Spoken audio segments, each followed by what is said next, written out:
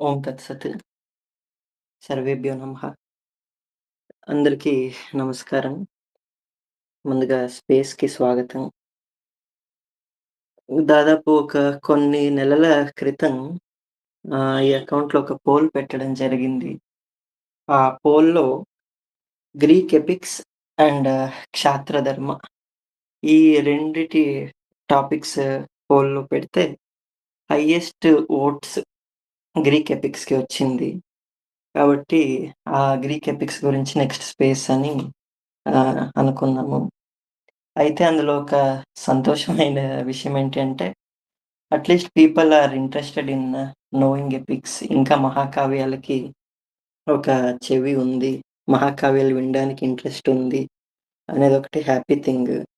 ఎందుకంటే last 30, 40 years నుండి మహాకావ్యాల అధ్యయనం అనేది ఆల్మోస్ట్ తక్కువైపోయింది. ఇప్పుడు మీరేదైనా ఈ స్ట్రీట్ ఇంటర్వ్యూస్ చేస్తూ ఉంటారు కదా! కొంతమంది యూట్యూబర్స్ అలా. వాళ్ళ యొక్క ఫేవరెట్ బుక్స్ ఏంటి అని అడిగితే, ఇప్పుడున్న జనరేషన్ వాళ్ళని, దాదాపు వాళ్ళు చెప్పే 90% of the books will be self help books. 'Atomic habits' ఇలాంటి కొన్ని బుక్స్ ఉన్నాయి కదా! 'స్టీఫెన్ కోవీవి' ఇలాంటి సెల్ఫ్ హెల్ప్ బుక్సే ఉంటాయి. ఇదే క్వెషన్ మీరొక 70 ఇయర్స్ క్రితం గనక అడిగి ఉంటే, అప్పటి ఎడ్యుకేటెడ్ ఇండివిడ్యుయల్స్ చెప్పే బుక్స్ లిస్ట్‌లో దాదాపు ఒక 60% of their books would be classical literature. ఏదైతే అభిజాత సాహిత్యం అని అంటామో, ఆ బుక్సే ఉండేవి. ఆసక్తులు కావాలంటే, ఈ ఇండియన్ పిక్సెల్స్ అనే ఒక యూట్యూబ్ ఛానెల్‌లో ఎప్పుడో గతంలో కొన్ని 4 ఆర్ 5 డెకేడ్స్ బ్యాక్ చేసిన ఇంటర్వ్యూస్ ఉంటాయి. అవి చూడండి. అందులో వాళ్ళ ఫేవరెట్ బుక్స్ గురించి అక్కడక్కడ చెప్తూ ఉంటారు. అన్నీ కాళిదాస కావ్యాలు, లేదా డాస్టోవెస్కీ 'క్రైమ్ అండ్ పనిష్మెంటో' లేదా టాల్స్టాయ్ యొక్క socialistic novels 'war and peace', 'Anna Karenina' ఇలాంటి బుక్స్ చెప్తారు. ఇలాంటి బుక్స్ ఈ రోజుల్లో ఎవరైనా చదువుతున్నారు అనంటే, నావెల్స్ చదువుతున్నావేంటి అని చెప్పి వాటిని తీసేస్తారు. లైక్ అంటే ఫిక్షనల్ స్టోరీ టెల్లింగ్‌కి ఈరోజు ఏది వాల్యూ లేదు అనే ఒక నేరేటివ్ సొసైటీలో మనకు కనిపిస్తుంది. అలాంటప్పుడు మనకి మహాకావ్యాల అధ్యయనం అనేది ఇప్పుడెందుకు అవసరం? గ్రీక్ ఎపిక్స్ అందున లైక్ ఏదో ఇండియన్ ఎపిక్స్ కూడా కాదు. గ్రీక్ ఎపిక్స్ లాంటివి ఈ రోజుకి రిలవెంటా? అనే ఒక క్వెషన్ వస్తుంది. దానికి నేను ఆన్సర్ చెప్పను గానీ, maybe space by the end of the spaces మనకి ఆ ఆన్సర్ వస్తుందో లేదో మనమే చూద్దాం. అయితే గ్రీక్ కల్చర్‌లో ఎపిక్స్ ఉన్నాయి అండ్ మైథాలజీ ఉన్నాయి. సాధారణంగా గ్రీక్ ఎపిక్స్ అన్న వెంటనే మైథాలజీ స్టోరీసే గుర్తొస్తాయి. ఏదో హెర్క్యులస్ స్టోరీ లేదా మెడూసా స్టోరీ ఇలాంటి స్టోరీస్ గుర్తొస్తాయి. ఇవి కాకుండా అంటే ఈ పౌరాణిక కథలు కాకుండా ఎపిక్స్ అనేవి ఒక 2 ఉన్నాయి. 'ఇలియడ్', 'ఒడిస్సీ' మొదలైనవి.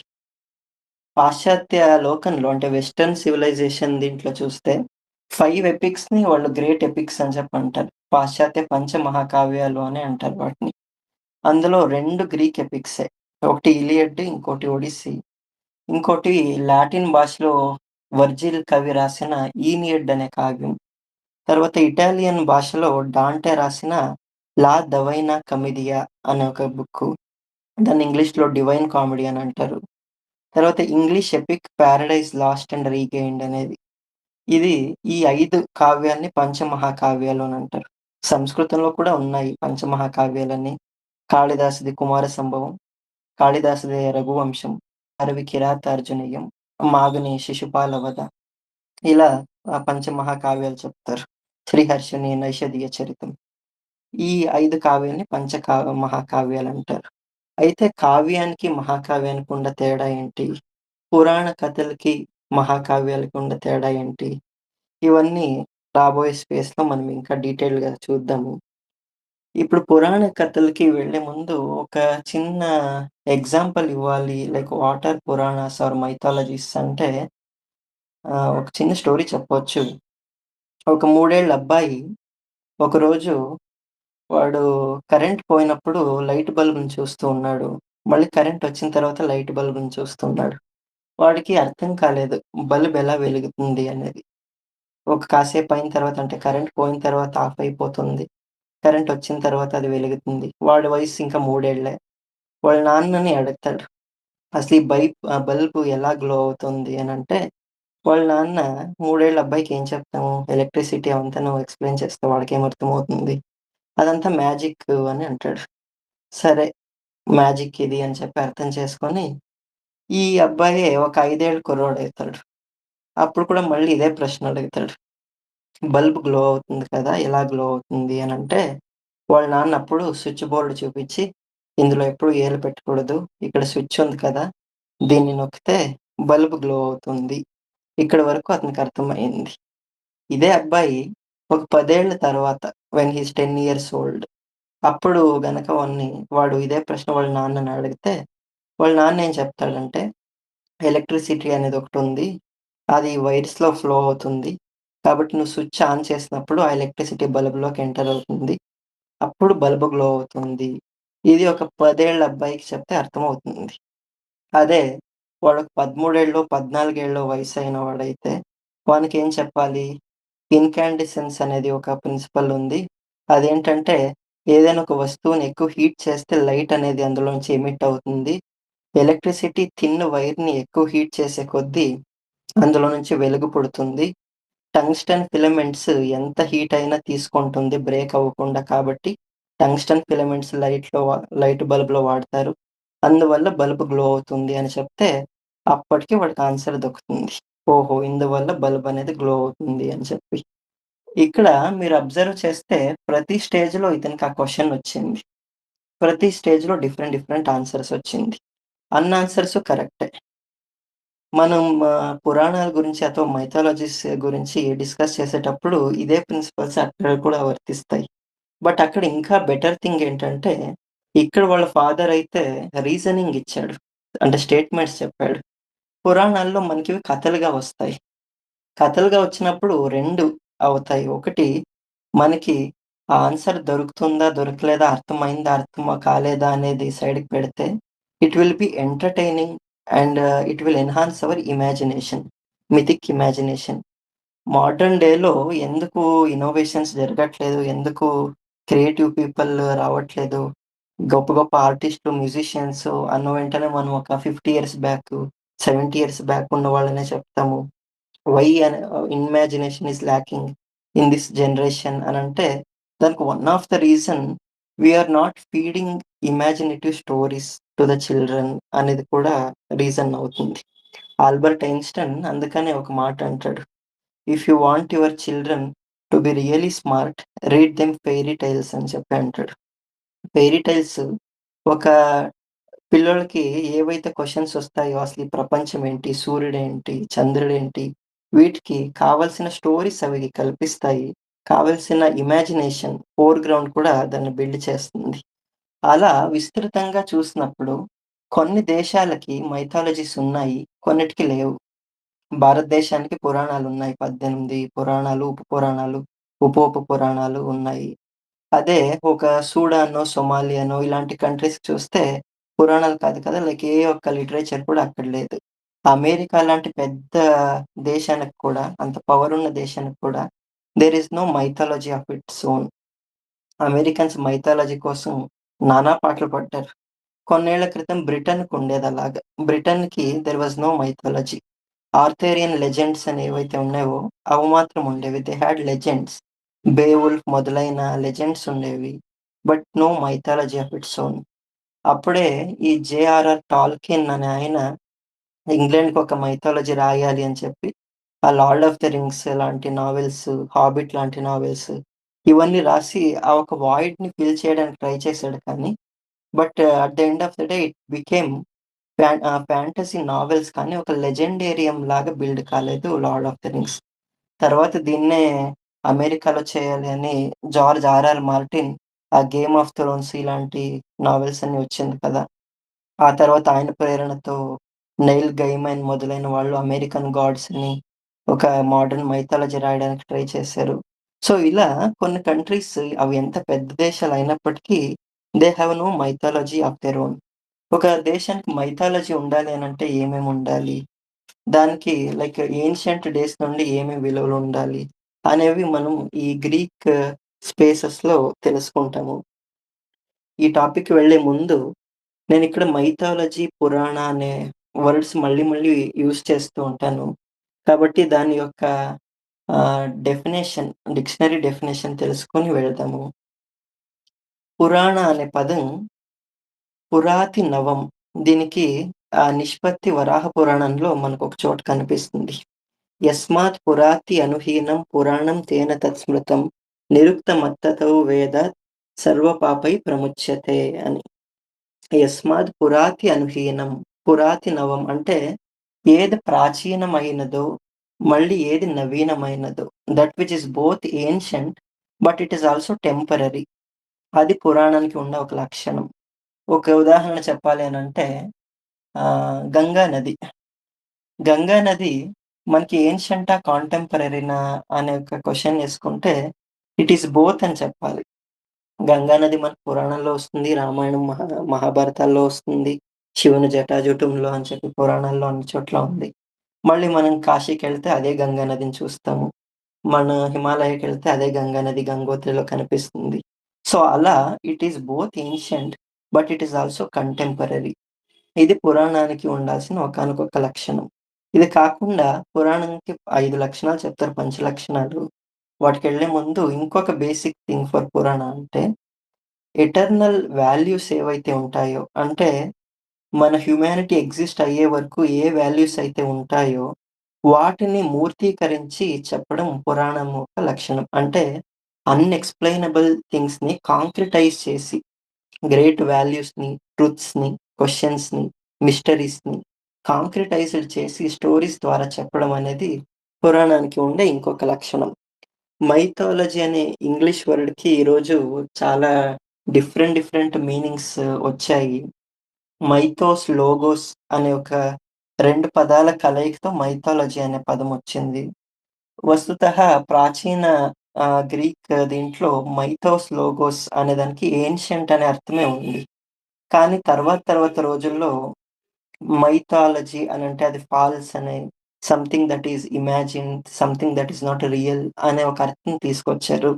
కాబట్టి నేను ఈ యొక్క ఉపన్యాసంలో ఆహ్, గ్రీక్ మైథాలజీ గురించి మాట్లాడినప్పుడు పురాణ అనే పదమే వాడుతూ ఉంటాను.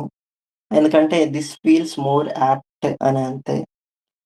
ఇక మనం టాపిక్‌లోకి ఎంటర్ అయ్యే ముందు నాకు ఈ గ్రీక్ మహాకావ్యాల మీద, గ్రీక్ కల్చర్ మీద, గ్రీక్ పురాణాల మీద ఆసక్తి రావడానికి అండ్ ఇది స్టడీ చేయడానికి నాకీ సపోర్ట్ చేసిన రైటర్స్ వాళ్ళ గురించి కాసేపు తలుచుకొని తర్వాత ముందెళ్దాం అనుకుంటా.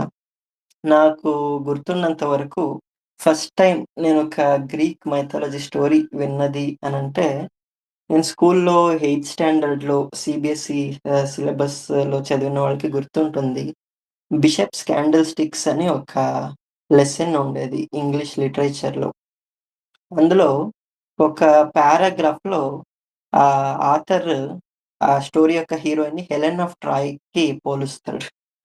ఈ యొక్క పాఠం మా ఇంగ్లీష్ మాస్టరు టీచ్ చేస్తున్నప్పుడు, ఆ వర్డొచ్చినప్పుడు 'హెలెన్ ఆఫ్ ట్రాయ్' అనే వర్డొచ్చినప్పుడు అందరిని అడిగారు. ఈ వర్డ్‌కి మీనింగ్ ఎవరు చెప్పగలుగుతారు అని చెప్పి. మేము అప్పటి వరకు హెలెన్ అనే వర్డ్ హెలెన్ కెల్లర్ ఆవిడకి సంబంధించినదేమో అని అనుకునేవాళ్ళం. కానీ ఎవరు దానికి చెప్పలేకపోగా ఆయనే 'హెలెన్ ఆఫ్ ట్రాయ్' యొక్క కథేంటి? ట్రోజన్ యుద్ధం ఏంటి? ఒక హెలెన్ కోసం ఇద్దరు రాజ్యాలు, ఇద్దరు రాజులు కొట్లాడుకోవటం, ఆ కథంతాను చెప్తున్నప్పుడు చాలా ఆసక్తికరంగా అనిపించింది. ఇంకప్పటి నుండి ఈ గ్రీక్ మైథాలజీ అనేదొకటుంది. గ్రీస్ దేశంకి కొన్ని కథలున్నాయి అని అర్థమైంది. తర్వాత కాలంలో ఆయనే సోఫోక్లెస్‌ది 'యూడిపస్' కథ కూడా చెప్పాడు. ఇలా కొన్ని కొత్త కథలు వింటూ గ్రీక్ మైథాలజీకి అలా ఇంట్రొడ్యూస్ అయ్యా. తర్వాత చాలా లాంగ్ గ్యాప్ తర్వాత నేను కల్చరల్ స్టడీస్ చేస్తున్నప్పుడు నాకు చాలా ఏమంటారు ఈ గ్రీక్ మైథాలజీకి రియల్లీ డ్రాగ్ చేసింది ఎవరు అంటే విల్ డ్యూరెంట్ అనే ఒక great historian. Will Durant and Ariel Durant అనే ఇద్దరు దంపతులు వాళ్ళు. దాదాపు 1930స్ ఆ టైంలో ఉన్నవాళ్ళు. వాళ్ళు ఒకానొకప్పుడు ఒక పెద్ద ప్రాజెక్ట్ స్టార్ట్ చేశారు. ఏంటంటే, మొత్తం వరల్డ్ సివిలైజేషన్ అన్నిటిని స్టడీ చేసి, కూలంకషంగా టు ద పాయింట్ స్టడీ చేసి, వాటిని ఎలాగైనా నెక్స్ట్ జనరేషన్స్‌కి అందించాలి అని చెప్పి, 'స్టోరీ ఆఫ్ సివిలైజేషన్' అనే పేరుతో ఒక ప్రాజెక్ట్ స్టార్ట్ చేస్తారు. అది దాదాపు 8 వాల్యూమ్స్ ఆఫ్ హ్యూమంగస్ బుక్స్ అవి. ఎవరైనా హిస్టరీ ఆసక్తులున్న వాళ్ళకి చాలా ప్రయోజనమయ్యే బుక్స్ అవి. చాలా యూనివర్సిటీస్‌లో కూడా వాటిని టెక్స్ట్ బుక్స్‌గా వాడతారు ఇప్పుడు కూడా. ఈ Will Durant 'story of Civilization' start చేసి ఒక్కో వాల్యూమ్‌లో ఒక్కో సివిలైజేషన్, కొన్ని వాల్యూమ్స్‌లో కొన్ని మినీ సివిలైజేషన్స్ వాటిని ఎక్స్‌ప్లెయిన్ చేసుకుంటూ వెళ్తారు. ప్రతి బుక్కు దాదాపు 1500 పేజెస్ అలా ఉంటుంది. అయితే second volume 'life of Greece' అని ఆ సెకండ్ వాల్యూమ్ పేరు. ఆ 'లైఫ్ ఆఫ్ గ్రీస్' అనే దాంట్లో మాత్రం విల్ డ్యూరెంట్ అతను ఒక సోల్ అండ్ హార్ట్ రెండిటిని పెట్టేసాడు అని చెప్పవచ్చు. ఆయనకి గ్రీక్ కల్చర్ మీద ఉన్న ఆ ఇంట్రెస్ట్, ఆ లవ్ అవన్నీ సెకండ్ వాల్యూమ్‌లో కనిపిస్తుంది. సో, ఆ 'లైఫ్ ఆఫ్ గ్రీస్' అనే గ్రంథం నాకు చాలా ఇష్టమైన గ్రంథం. తర్వాత గ్రీక్ మైథాలజీ స్టడీస్ చేయాలి అన్నప్పుడు ఎడిత్ హామిల్టన్ రాసిన 'ద గ్రీక్ వే' తర్వాత 'మైథాలజీ' అనే పుస్తకాలు. ఇవి మైథాలజీ అనేది చాలా చిన్న పుస్తకం. బట్ గ్రీక్ వే అనేది కొంచెం ఉద్గ్రంథం. ఈ 2 పుస్తకాలు చాలా ఉపాధేయమైంది. తర్వాత నేను కన్నడలో చదివిన గ్రీక్ మైథాలజీ రిలేటెడ్ బుక్స్ అంటే ఎల్ఎస్ శేషగిరిరావు గారు రాసిన 'మహాకావ్య ప్రవేశం' అనే ఒక గ్రంథం. డివి గుండప్ప గారు రాసిన కొన్ని ఆర్టికల్స్, తర్వాత శతావధాని గణేష్ గారు రాసిన అండ్ ఆయన ఇచ్చిన ఉపన్యాసాలు, అర్జున్ భరద్వాజ్ గారు రాసిన గ్రంథాలు. అన్నిటికన్నా ఎక్కువ నేను స్టడీ చేసింది కేఎం సీతారామయ్య అనే ఒక ఆథర్ రాసిన గ్రంథాలు. కేఎం సీతారామయ్య గారు గొప్ప historian. He was one of the first and earliest Kannada writers to translate all the 5 western epics. ఇటు గ్రీక్ కావ్యాలు, అటు లాటిన్ కావ్యం, ఇంగ్లీష్ కావ్యం అండ్ ఇటాలియన్ కావ్యం. ఆ ఐదిటిని ఆయన కన్నడలో ట్రాన్స్‌లేట్ చేశారు. So, the those were my references when I was studying this. తెలుగులో గ్రీక్ మైథాలజీ, గ్రీక్ ఎపిక్స్ చదవాలి అనుకునేవాళ్ళు వేమూరి వెంకటేశ్వరరావు గారు గొప్ప ఆహ్, రచనక రచన రైటర్ ఆయన, రచయిత. ఆయన మొత్తం గ్రీక్ మైథాలజీస్‌ని తెలుగులోకి ట్రాన్స్‌లేట్ చేశారు. సో, ఆసక్తి ఉన్నోళ్ళు కావాలంటే అది చదువుకోవచ్చు. సంస్కృత భాషలో అయితే లెక్కలేనన్ని ట్రాన్స్‌లేషన్స్ ఉన్నాయి గ్రీక్ ఎపిక్స్‌కి. దాదాపు ఇప్పుడొక 50 ఇయర్స్ బ్యాక్ మొత్తం 'ఇలియడ్' అండ్ 'ఒడిస్సీ' రెండిటిని ఒక చంపు కావ్య శైలిలో ట్రాన్స్‌లేట్ చేయడం జరిగింది. జస్ట్ రీసెంట్‌గా లాస్ట్ ఇయర్ 2025 జులై అనుకుంటాను. ఆ జులై నెలలో కూడా ఒక గణేష్ అనే ఒక కన్నడ సాంస్క్రిట్ స్టూడెంట్ అతను. He is a very young Sanskrit poet. 'Mahayavanam' అనే పేరుతో 'ఇలియడ్' కావ్యాన్ని సంస్కృతంలో చంపు శైలిలో రాశారు. సో, ఇలా సంస్కృతంలో కూడా గ్రీక్ యొక్క అడాప్టేషన్స్, గ్రీక్ యొక్క ట్రాన్స్‌లేషన్స్ చాలా చూస్తాం మనం. ఇక ఈ యొక్క ఉపోద్ఘాతంతో మనం నేరుగా టాపిక్‌లోకి వెళ్ళొచ్చనుకుంటాను.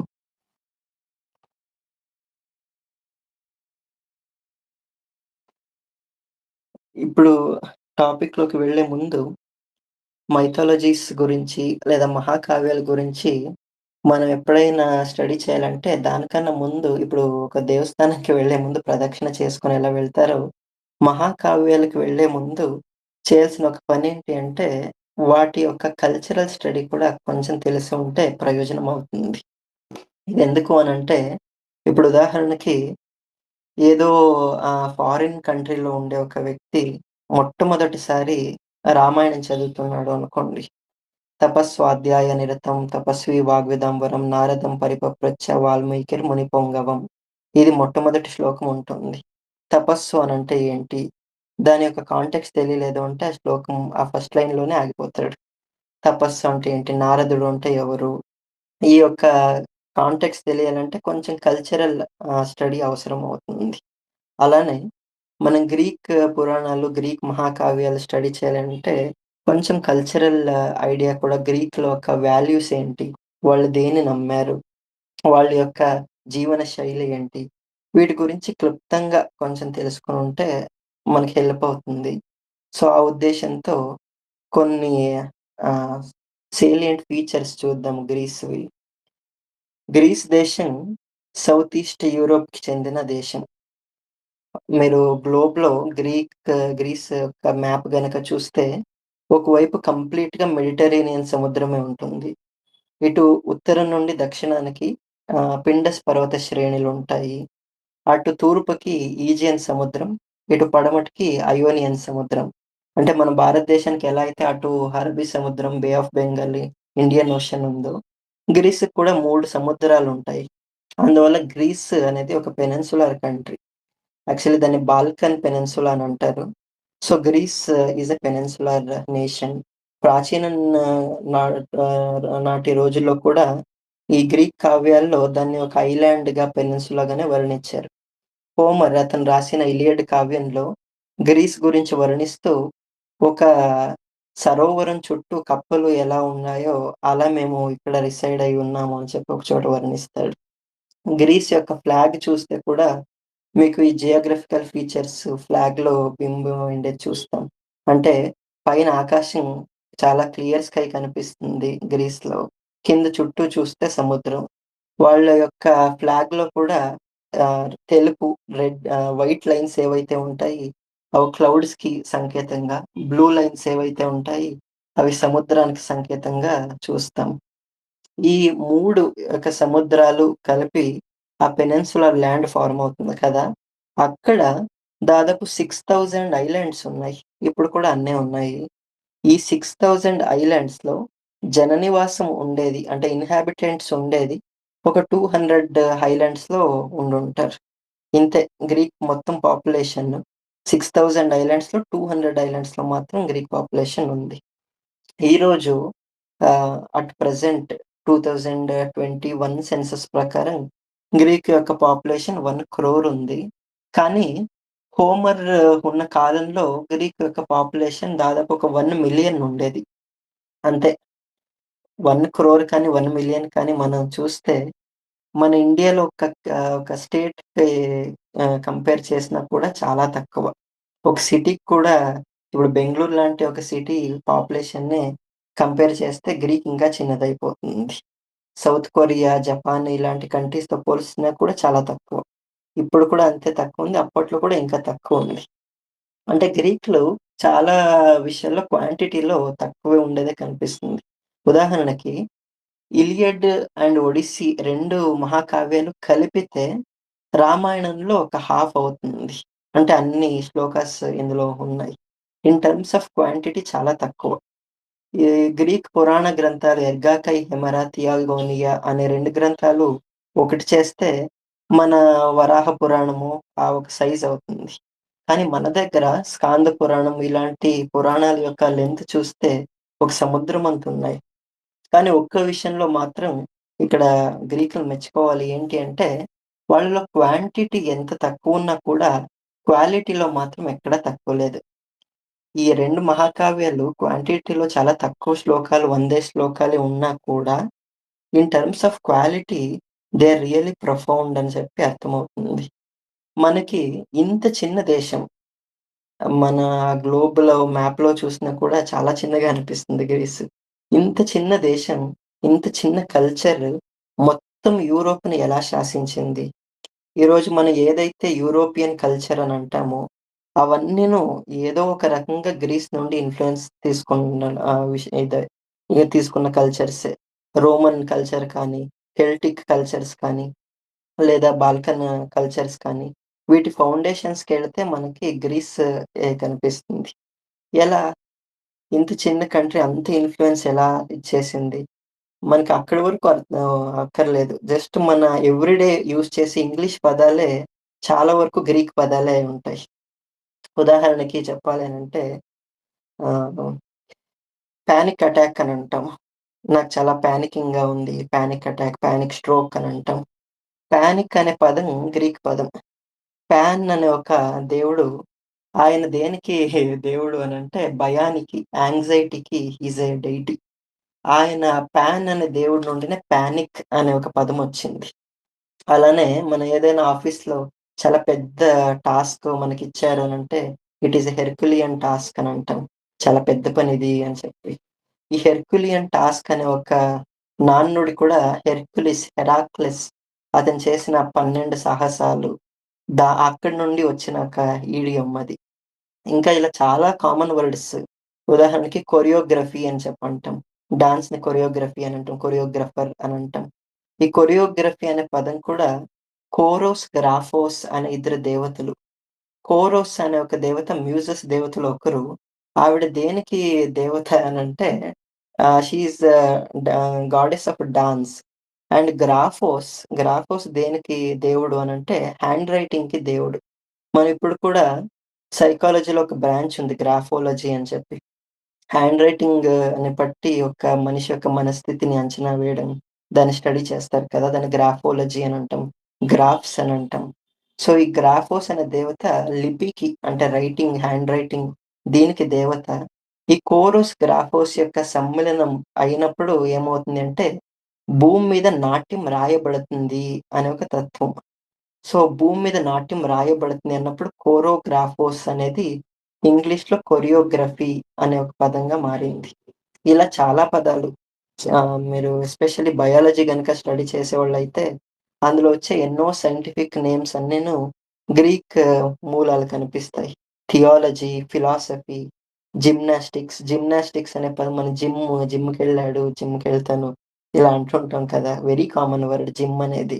జిమ్ అనే పదం గ్రీక్ వర్డ్. జిమ్నోస్పెర్మ్స్ అని బయాలజీలో అంటాం. ఏదైతే సీడ్లింగ్స్ బయట ఒక ఫ్రూట్‌కి లేదా వెజిటబుల్‌కి బయట ఉంటే వాటిని జిమ్నోస్పెర్మ్స్ అని అంటాం. అలా లైక్ అనాటమీ అనే పదం కానీ, థియోసఫీ, థియాలజీ, థియో అనంటే దేవుడు అనే ఒక అర్థం. డివైన్ అనే దాన్ని థియో అని అంటారు. లాజీ అంటే లోగోస్ అనే పదం నుండి లాజీ అనొస్తుంది. బయాలజీ, క్రిప్టాలజీ ఇలాంటి లోజీ అని వచ్చినప్పుడు స్టడీ అనే ఒక అర్థం. థియోసోఫీ అన్నా కూడాను సోఫీ అనంటే సోఫియా అనే పదం నుండి వచ్చిన పదం అది. విజ్డమ్ అనే మాటకి. గ్రీకులో ఒక విశేషం ఏంటంటే నాలెడ్జ్‌కి, విజ్డమ్‌కి 2 పదాలుంటాయి. They are not same.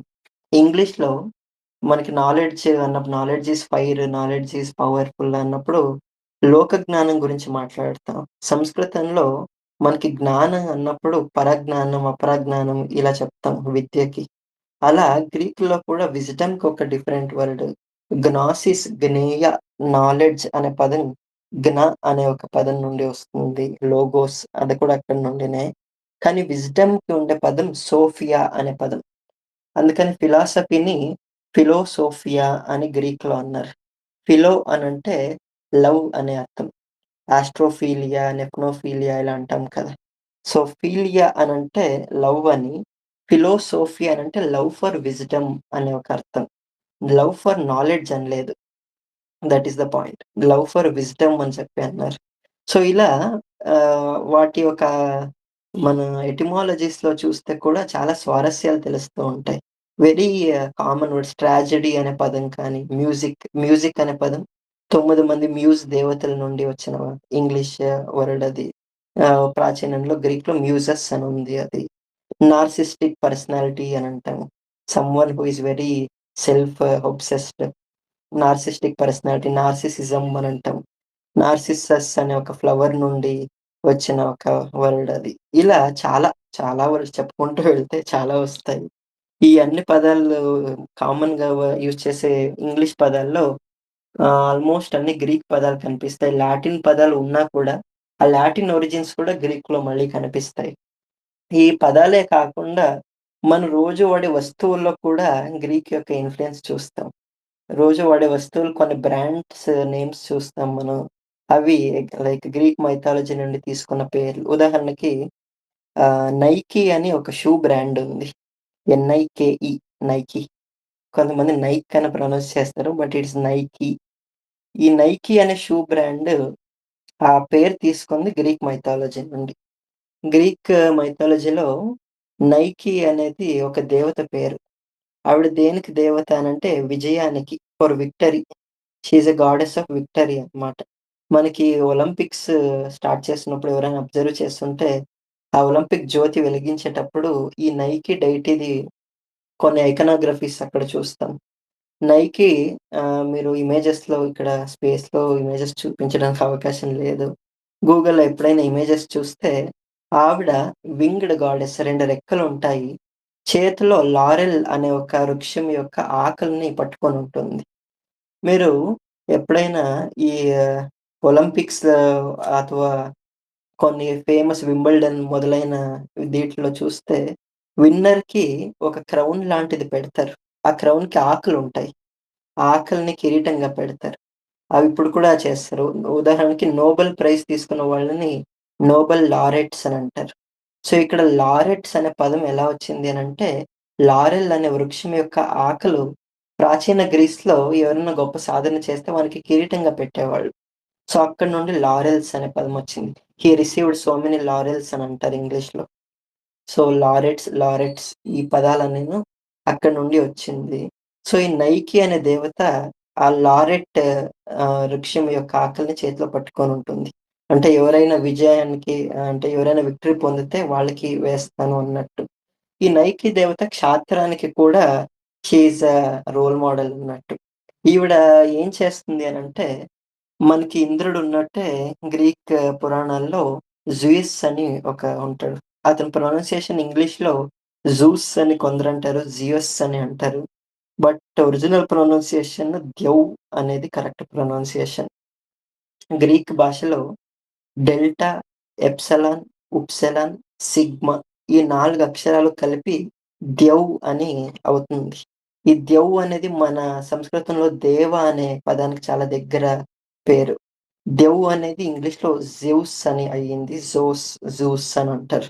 So, ఈ జ్యూస్ యొక్క అధిదేవునికి సారథిగా ఈ నైకి ఉంటుంది. అంటే షీ ఈస్ ఎ చారియటర్. అతను రథానికి సారథిగా ఉంటుంది. మన ఏషియంట్ గ్రీస్ హిస్టరీ గనక చూస్తే చాలామంది వుమెన్ అక్కడ ఇలాంటి ఏమంటారు వెరీ వాలరిక్ పోస్ట్‌లు తీసుకోవడం చూస్తాం. చారియటింగ్ చేయడం అండ్ రేసింగ్‌లో పార్టిసిపేట్ చేయడం ఇలాంటివి. ముఖ్యంగా సినెస్కా అనే ఒక గ్రీక్ యువరాణి ఉండేది. తను స్పార్టన్ యువరాణి. ఆవిడ 3 ఏళ్ళు వరుసగా ఒక చారియట్ రేస్‌లో ఆ కాలం యొక్క గొప్ప గొప్ప యోధులతో పోటీ పడి 3 ఇయర్స్ వరుసగా విన్ అయింది. ఆవిడ పోటీకి వెళ్ళే ముందు కూడా ఈ నైకి దేవతని ఆరాధన చేసి వెళ్ళేది. సో, సినిస్కా అనే ఒక మహారాణి. సో, అలా ఇలా చాలామంది వుమెన్స్ చూస్తాం. Very sportive women in ancient grace.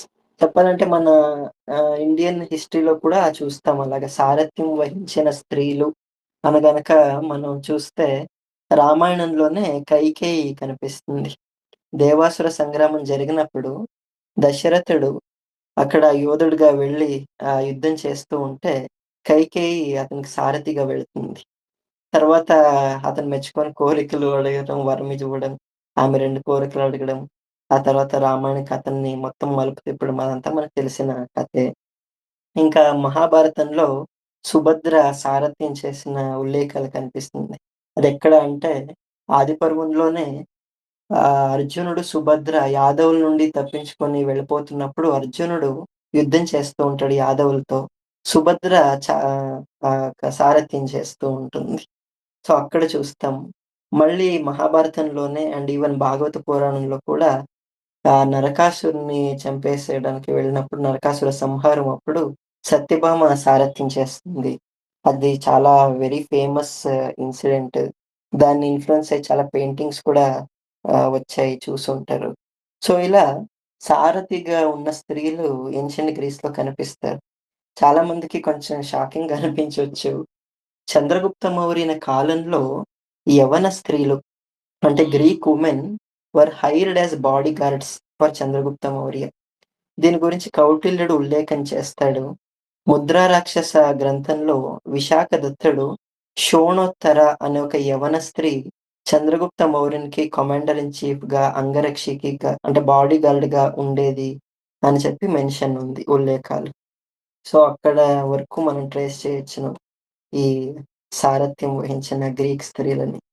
ఇదంతా ఎందుకు చెప్పానంటే నేను ఆ నైకి అనే గాడెస్ గురించి చెప్తున్నాను. సో, ఆవిడ ఈ విక్టరీకి సంకేతం. మన నైకీ బ్రాండ్ ప్రతిరోజు చూస్తూ ఉంటాం. చాలా మంది షర్ట్స్‌లో వేసుకొని ఉంటారు నైకీ అని చెప్పి. ఇంకొక ఏదైనా బ్రాండ్ చెప్పాలి అనంటే ఇలాగే ఏది చెప్పొచ్చంటే స్టార్‌బక్స్.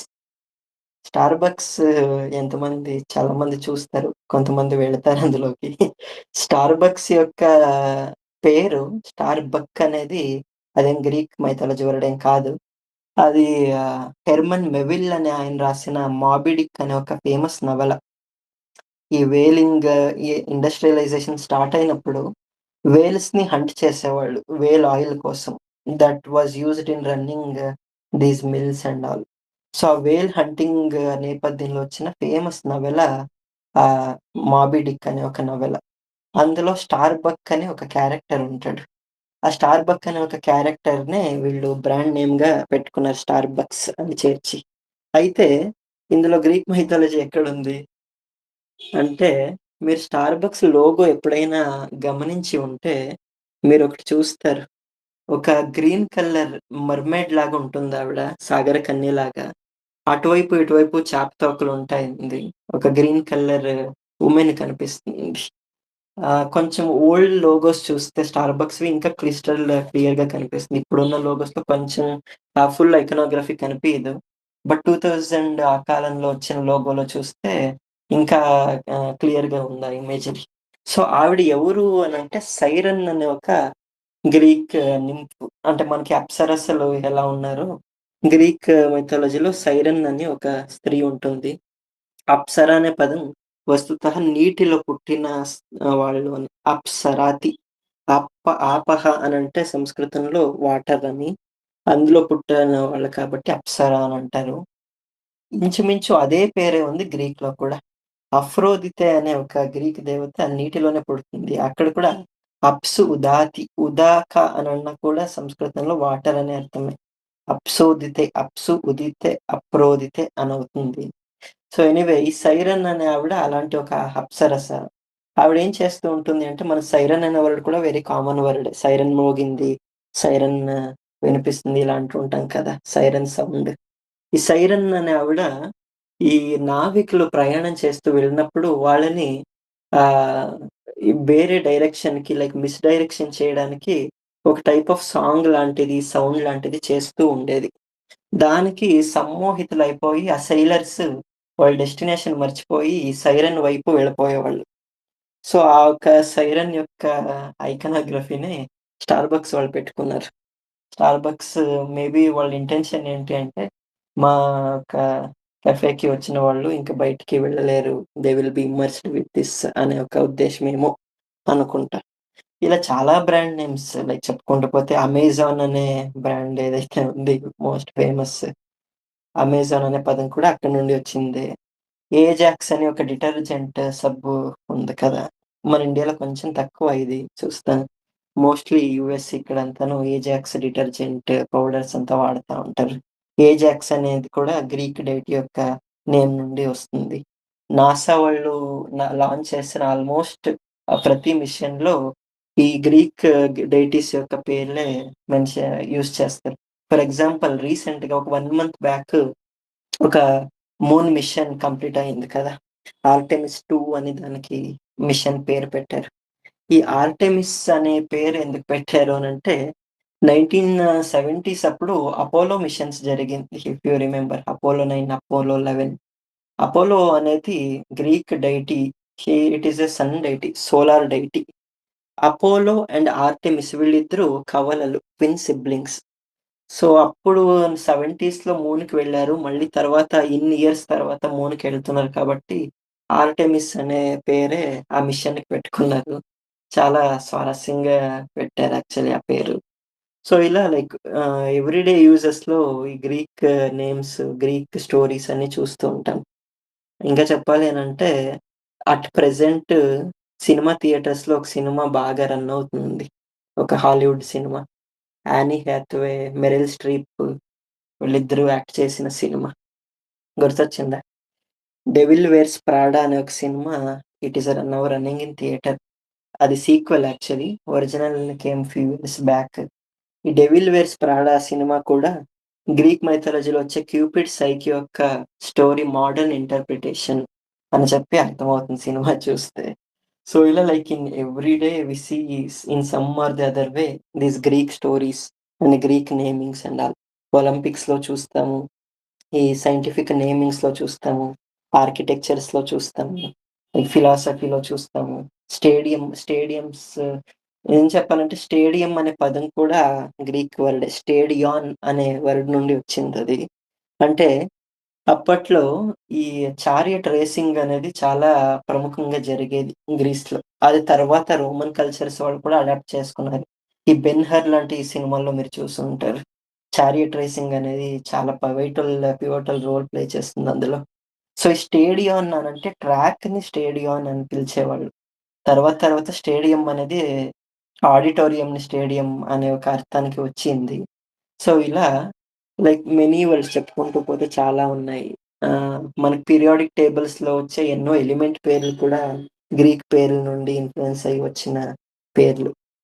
ఇదంతా ఎందుకు చెప్తున్నాను అనంటే, యాస్ ఐ వాస్ మెన్షనింగ్ మనకి గ్రీక్ దేశం అంత చిన్న దేశం అయినప్పటికీ కూడా, ఇంత ఇన్‌ఫ్లూయెన్స్ ఎలా చేసింది అనే క్వెషన్ రైజ్ చేసినప్పుడు ఇవన్నీ చెప్తూ ఉన్నాను. నాకనిపించేదేంటి అంటే గురజాడ అప్పారావు గారు ఒక మాట అంటారు. "దేశమంటే మట్టి కాదోయ్ దేశమంటే మనుషులోయ్" అని. దేశమంటే మట్టి కాదోయ్ దేశమంటే మనుషులోయ్. వాట్ మేక్స్ ఎ నేషన్ అనేది it is less about the geographical and political things but more about the people who live there. భారతీయ సంస్కృతి అనంటే ఇక్కడ హిమాలయ పర్వతాలున్నాయి, నదులున్నాయి అనేదంతా ఒకటైతే, ఇక్కడ వేద వేదం, ఇక్కడ ఉపనిషత్తులు, ఇక్కడ ఋషులు ఉన్నారు, మహానుభావులు ఇక్కడ తిరిగారు అనేది that ads to the quality of the nation. Greek దేశంలో కూడా ఇలాంటి ఒక గొప్ప గొప్ప మహనీయులు వచ్చి వెళ్లారు. ప్రతి దేశానికి ఒక లాంగ్వేజ్ అనేది ఉంటుంది. లాంగ్వేజ్ అంటే కమ్యూనికేటివ్ లాంగ్వేజ్ గురించి చెప్పట్లేదు నేను. ఒక కల్చరల్ లాంగ్వేజ్ అని చెప్పొచ్చును. అంటే మొత్తం ఈ కంట్రీని ఒక్క వర్డ్‌తో చెప్పండి అనంటే, ఒక్క వర్డ్‌లో చెప్పగలగాలి. ఫర్ ఎగ్జాంపుల్ అమెరికాని ఒక్క వర్డ్‌లో చెప్పాలండి అనంటే పవర్ అని చెప్పొచ్చు. పవర్, అడ్మినిస్ట్రేషన్, డిఫెన్స్ ఇలా చెప్పొచ్చు. జపాన్ అని ఒక వర్డ్‌తో చెప్పండి అనంటే డిసిప్లిన్, ఎథిక్స్ ఇలా చెప్పొచ్చును. సో, ఒక్క వర్డ్‌తో ఆ ఒక కంట్రీ ఫిలాసఫీని చెప్పొచ్చును. చైనా అనంటే కమ్యూనిజం అని చెప్పొచ్చు. అలా భారతదేశం అనంటే ధర్మ ఈ ఒక్క పదంతో చెప్పవచ్చును. అలా గ్రీస్ అనంటే ఏం చెప్పొచ్చు అనంటే only one word which is very apt for that is beauty. సౌందర్యం. గ్రీస్ అనంటే బ్యూటీ అనేదంతే. జాన్ కీట్స్ అనే ఒక ఫేమస్ ఇంగ్లీష్ రచయిత అంటాడు. "A thing of beauty is a joy for ever" అని చెప్పి.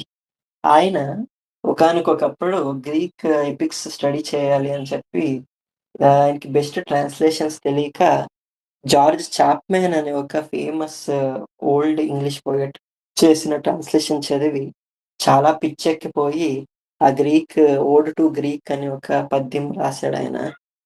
ఆఫ్టర్ రీడింగ్ చాప్‌మ్యాన్స్ ట్రాన్స్‌లేషన్ అని దాని శీర్షిక ఉంటుంది. సో, అలా 'I think of beauty is a joy for ever.' సౌందర్యం, బాహ్య సౌందర్యం ఒక కంట్రీ గుర్తిచ్చింది అంటే దాని అర్థం ఏంటి అంటే ఇన్నర్ బ్యూటీ అనేది కూడా కొంచెం ఉంది అని. లోపల సౌందర్యం లేదంటే బయట ఎంత సౌందర్యం ఉన్నను కనిపియకపోదు. So, one should be beautiful inside so that they will see the same beauty outside. Lalita సహస్రంలో ఉన్నట్టు అంతర్ముఖ సమారాధ్య బహిర్ముఖ సుదుర్లభ. గ్రీకుల్లో ఎక్కువ ఔట్‌వర్డ్ బ్యూటీ చూస్తాము. ఇన్‌వర్డ్ బ్యూటీ వాళ్ళు టచ్ చేసినా కూడా they did not go too much deep into it అని చెప్పి అర్థమవుతుంది. Their focus was more on expressing rather than exploring అని చెప్పి. మనం ఇది వాళ్ళ యొక్క ఆర్ట్‌లో చూస్తాము. గ్రీకుల ఆర్కిటెక్చర్‌లో చూస్తాము. వాళ్ళ యొక్క మైథాలజికల్ స్టోరీస్‌లో చూస్తాము. వాళ్ళ యొక్క రిచువల్స్‌లో చూస్తాము. వాళ్ళ ఫెస్టివల్స్‌లో చూస్తాము. వాళ్ళ ఎపిక్స్‌లో చూస్తాము. ఇన్‌ఫాక్ట్ స్వామి వివేకానంద గారిది కంప్లీట్ వర్క్స్ 8 వాల్యూమ్స్‌లో రిలీజ్ అయింది కదా! అందులో ఎయిత్ వాల్యూమ్‌లో 'the secret of Greek art' అని ఒక ఆర్టికల్ ఉంటుంది. అది స్వామీజీ ఆగస్ట్ 1900స్‌లో 3 డేస్ ఆయన గ్రీక్ ట్రావెల్ చేశారు. అప్పుడు ఆయన చేసిన అబ్జర్వేషన్స్‌ని ఆర్టికల్‌లో వచ్చింది.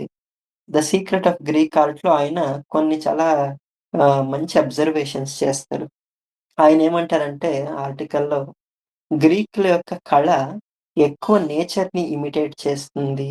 Like theirs is a very close to nature art అని చెప్పి అంటారు. ఒక కట్టడం చూసినా కూడా, ఆ కట్టడం మనం ప్రకృతిలో చూసే ఏదో ఒక బ్లూ ప్రింట్‌ని తీసుకొనొచ్చి ఇక్కడ పెట్టినట్టే ఉంటుంది. గ్రీకులు గనక ఒక కుక్కని డ్రా చేశారు అనంటే, ఆ కుక్క ఎప్పుడు మన మీదొచ్చి ఎగబారుతుందో అన్నట్టు డ్రా చేస్తారు. అంటే అంత డీప్‌గా ఇమిటేట్ చేస్తారు. టు ద ఫైనెస్ట్ డీటెయిల్స్ ఉంటుంది అని చెప్పి ఎక్స్‌ప్రెస్ చేస్తారు. అలానే అక్కడ ఆయన ఇంకోటి చెప్పేదేంటంటే, వేర్ యాజ్ ఇండియన్స్ మనం ఎక్కడ we we dug more deeper to the inner world. But the Greeks dug to the outer world. అది వాళ్ళ ఆర్కిటెక్చర్స్‌లో ఇక్కడంతాను చూస్తాం. స్వామీజీ చెప్పినట్టు గ్రీకులది ఎక్కువ నేచర్ వర్షిప్పింగ్ ప్రధానంగా. ప్రకృతిని బాగా ఉపాసన చేసిన వాళ్ళు గ్రీకులు. వాళ్ళ యొక్క ఆహార పద్ధతుల్లో కానీ, వాళ్ళ యొక్క ప్రతి దాంట్లో వాళ్ళకి ఏమన్నా చూస్తే భయమేసింది అన్నా కూడా, ఆ భయాన్ని కూడా ఆరాధన చేశారు. ఏమన్నా చూస్తే ఆనందమేసింది అంటే, దానికి కూడా ఒక దేవుడు చేశారు. ఏదైనా చూసి ఒక ఆశ్చర్యం కలిగిందంటే, ఆశ్చర్యానికి ఒక దేవుడు అన్నట్టు. ఆల్‌మోస్ట్ ప్రతి పేగన్ కల్చర్స్‌లో చూస్తాం ఇలాంటివి. ఏంటంటే like nature is taken to the divine level. నదుల్ని ఉపాసన చేయడం, కొండల్ని ఉపాసన చేయడం, ఇవన్నీ ప్రతి పేగన్ కల్చర్స్‌లో చూస్తాం. ఇన్‌ఫాక్ట్ ఏన్షియంట్ గ్రీక్స్ ఎవరైతే ఉన్నారో, వాళ్ళు మాతృోపాసకులు. అంటే పరబ్రహ్మని వాళ్ళు ఒక తల్లిగా చూసేవాళ్ళు. డివైన్ మదర్‌గా. గాయా అని ఒక డివైన్ మదర్ అనే ఒక దేవత. వాళ్ళు ఆ గాయాని వర్షిప్ చేసేవాళ్ళు. గాయా అనే ఒక సాఫ్ట్‌వేర్ కూడా ఉంది. అన్‌రియల్ ఇంజిన్‌లో. సంస్కృతంలో అనంటే భూమి. ఈ గ్రీక్‌లో అనయి గాయ అనవుతుంది. గాయ ఈస్ మదర్ ఆఫ్ ఎవ్రీథింగ్ అన్నట్టు. తర్వాత రోజుల్లో వాళ్ళలో పిత్రోపాసన కూడా వచ్చింది. జూయస్ మొదలైన ఆ దేవతల్లో వచ్చిన తర్వాత they became more of paternal worshippers. ఆ తర్వాత వాళ్ళెక్కువ వర్షిప్ చేసింది నేచురల్ డైటీస్‌ని. గ్రీకులది బహుళారాధన. వాళ్ళు విగ్రహారాధన చేసేవాళ్ళు. వాళ్ళకి కనిపించిన ప్రతి దాన్ని దే యూజ్డ్ టు వర్షిప్ అన్నమాట. సో, అలా ఈ మొత్తం గ్రీక్ యొక్క కల్చర్‌ని మనం ఒక టెంప్లేట్ లాగా చూడాలి అనంటే 5 స్టేజెస్ ఉన్నాయి. మనకి ఎలా అయితే కృతయుగం, త్రేతాయుగం, ద్వాపరయుగం, కలియుగం అని ఉందో, గ్రీక్‌లో కూడా 5 యుగాలని ఉంది. క్రైసియాన్, ఆర్గియాన్, చాల్కియన్, హీరియాన్, సైడీరియాన్ అని అంటారు వాటిని.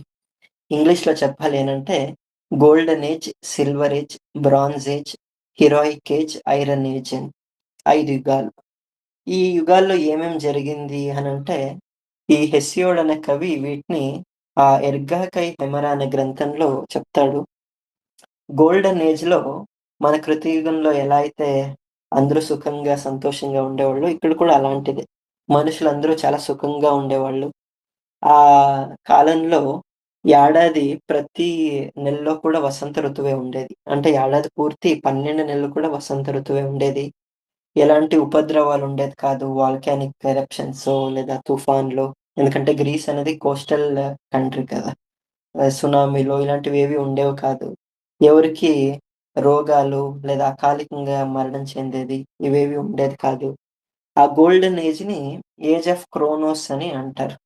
క్రోనోస్ అనంటే సాటర్న్ అనే అర్థం. రోమన్స్ దాన్ని సాటర్న్ అని చేశారు. But గ్రీక్‌లో Kronos. సో, ఆ యుగానికి Kronos was the God for them. ఆ తర్వాత మనం చూసేది అర్గీరియాన్ అంటే సిల్వర్ ఏజ్.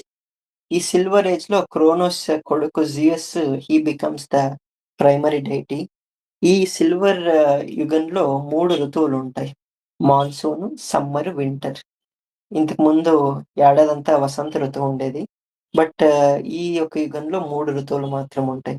యాక్చువల్లీ దానికి కూడా ఒక బ్యూటిఫుల్ స్టోరీ ఉంది.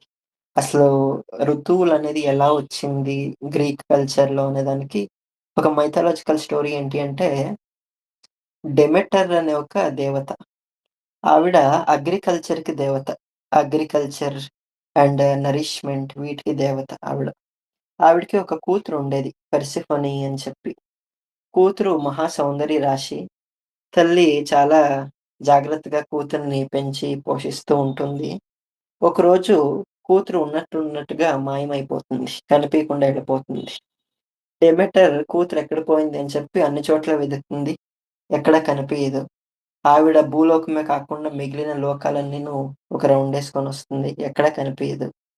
నా కూతురు ఎక్కడ పోయింది? ఎక్కడ పోయింది? అని చెప్పి ఆ దేవరాజు అయిన జూయస్ దగ్గరికెళ్తుంది.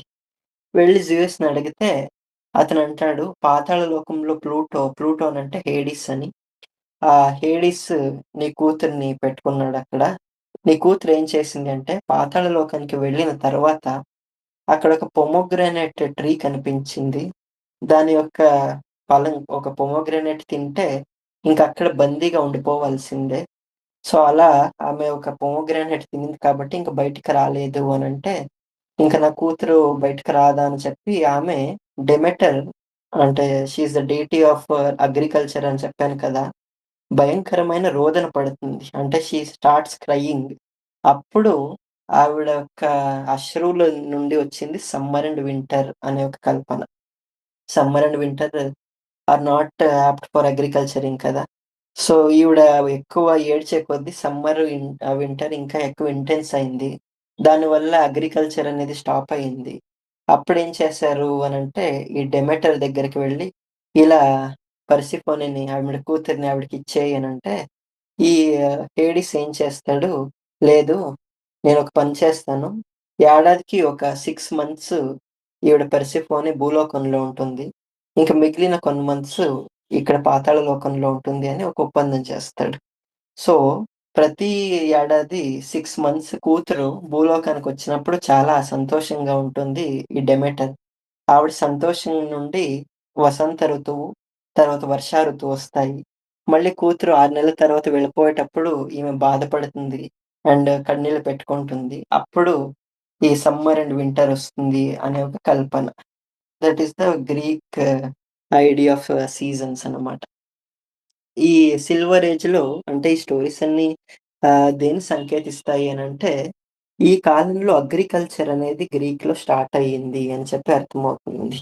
ఈ అగ్రికల్చర్‌కి చాలా అవసరమైండేది సీజన్స్, రైనింగ్ ఇవన్నీను. సో, వాటి యొక్క ఇంపార్టెన్స్‌ని చెప్పే స్టోరీస్ ఇవి అని చెప్పి అర్థమవుతుంది. ఆ కాలంలోనే అగ్రికల్చర్ స్టార్ట్ అయింది.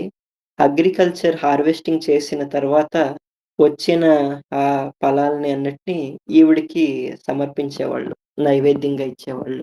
ఎవరికి? డెమెటర్‌కి. సాక్రిఫైసింగ్ ఇవన్నీను ఆ కాలంలో జరిగేది. ఆ సిల్వర్ ఏజ్ తర్వాత మనం చూసేది బ్రాంజ్ ఏజ్. ఈ బ్రాంజ్ ఏజ్‌లో గ్రీకులు అగ్రికల్చర్ నుండి కొంచెం సివిలైజ్డ్, కొంచెం ఈ మెషినరీ, ఇండస్ట్రియలైజేషన్ వీటి వైపు వెళ్లారు. ఇత్తడి సామాన్లు, కంచు సామాన్లు, ఈ పరికరాలు ఇవన్నీను ఆ టైంలో పుట్టాయి. అంటే this was a transition from agriculture to industrialization అని అర్థమవుతుంది. గొప్ప గొప్ప వాళ్ళంతా యుద్ధోత్సాహం చూపించేవాళ్ళు. యుద్ధానికి నాంది పలికేవాళ్ళు. ఈ కాలంలో మొరాలిటీ అనేది ఎక్కువ ఉండేది కాదు. ఎక్కడో కోట్లల్లో ఒకడు నైతికంగా విలువలు అనేవాడు. అది బ్రాంజ్ ఏజ్ అని చెప్పి అంటారు. ఆ తర్వాతొచ్చిన యుగమే చాలా మోస్ట్ బ్యూటిఫుల్ యుగం. దాన్ని హీరోయిక్ ఏజ్ అని అంటారు. హెరాన్ అని అంటారు. హీరో అనే ఇంగ్లీష్ వర్డ్ అక్కడి నుండినే వచ్చింది. ఈ హీరోయిక్ ఏజ్‌లోనే గొప్ప గొప్ప సాహసాలు, గొప్ప గొప్ప వీరులు అందరూ ఇక్కడ పుట్టారు. మనం గ్రీక్ పురాణాల్లో చెప్పుకున్నప్పుడు దాదాపు 70% ఆఫ్ దోస్ స్టోరీస్ ఈ యుగంలో జరిగే స్టోరీసే. తర్వాత మనం మహాకావ్యం 'ఇలియడ్' తర్వాత 'ఒడిస్సీలో' చెప్పుకునే స్టోరీ కూడా ఈ హీరోయిక్ ఏజ్ అనే ఆ ఏజ్‌లో జరిగే స్టోరీస్.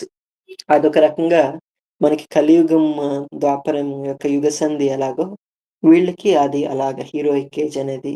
ఆ కాలంలో జరిగిన ఇంకొక ఇంట్రెస్టింగ్ థింగ్ ఏంటి అంటే in the mythology of Greece హ్యూమన్స్‌కి, గాడ్స్‌కి మ్యారేజెస్ జరుగుతాయి. అంటే దైవాంశ సంభూతులు పుడతారు. మనకు మహాభారతంలో ఎలాగా కుంతి ఒక మానవ స్త్రీ అయినప్పటికీ, ఆవిడకి దైవాంశ సంభూతులైన కొడుకులు పుడతారో దేవతా పురుషుల ద్వారా, అలా ఇక్కడ కూడా దేవతలకి, మనుషులకి కొంతమంది మనుషులకి గొప్ప గొప్ప వీరులు పుట్టేవాళ్ళు. హెర్క్యులెస్ అని మనం ఎవరినైతే అంటామో 'హెరాక్లిస్' 12 సాహసాలు చేసిన 'హెరాక్లిస్' అతను అల్క్యూమెనీ అనే ఒక మానవ స్త్రీకి, జూయిస్ అనే అధిదేవుడు అతనికి ఇద్దరికీ పుట్టిన వీరుడు. అలానే అఖిలిస్, అఖిలిస్ మనకి 'ఇలియడ్' కావ్యంలో వన్ ఆఫ్ ద ప్రధాన పాత్ర అతను. థెటిస్ అనే ఒక నదికి, తర్వాత పీలియస్ అనే ఒక మానవ రాజుకి పుట్టిన వాడతను. ఇంచుమించు మన భీష్ముడిలాగా. భీష్ముడు కూడా గంగా నదికి, శంతనుకి ఒక కొడుకుగా పుడతాడు కదా! అలా అఖిలిస్ థెటిస్‌కి అండ్ పీలియస్‌కి పుడతాడు. తర్వాత హెలెన్, హెలెన్ కూడా మహా సౌందర్య రాశి. జూయిస్‌కి లిడా అనే ఒక స్త్రీకి పుట్టిన స్త్రీ ఆవిడ. ఇలా చాలామందున్నారు చెప్పుకుంటూ పోతే. గొప్ప గొప్ప యుద్ధాలు, సాహసాలు, ట్రోజన్ యుద్ధం, ఒడిసియస్ యొక్క సాహస యాత్ర, థీబిస్ యొక్క సాహసాలు, మనకి థీబిస్ యొక్క సాహసం అంటే మహాభారతంలో 'సుందోపసుందోపాఖ్యానం' అని ఒకటొస్తుంది. తిలోత్తమ కోసం ఇద్దరు మంది సోదరులు కొట్లాడుకొని ఇద్దరు నాశనమవుతారు. అలాంటి ఒక కథ ఇక్కడ కూడా వస్తుంది. 'సెవెన్ అగైన్స్ట్ థీబిస్' అనే ఒక బ్యాటిల్‌లో. తర్వాత 'జేసన్ అండ్ ద ఆర్గోనాట్స్' అనే ఒక సాగర యాత్ర. 'గోల్డెన్ ఫ్లీస్' అనే ఒక దీనికోసం వాళ్ళు పెద్ద సాహసం చేసుకుంటూ వెళ్తారు. ఆ కథలన్నీ ఈ యుగంలోనే వస్తాయి. 'హెర్క్యులస్ 12 సాహసాలు', తర్వాత 'మెడుస్సా' ఆవిడ ఎంటికలనే పాములు చేరుకొనుంటాయి. చూసుంటారు చాలా పెయింటింగ్స్, సినిమాల్లో కూడా. ఆవిడ యొక్క కథ, 'మినటార్' యొక్క కథ. ఈ 'మినటార్' కథే మనకి 'ఇన్సెప్షన్' సినిమాలో సింబాలిక్‌గా అరియాడ్నే అనే ఒక హీరోయిన్ క్యారెక్టర్ ద్వారా చెప్తారు. సో, ఇలా ఈ కథలన్నీ ఈ యుగంలో జరుగుతాయి.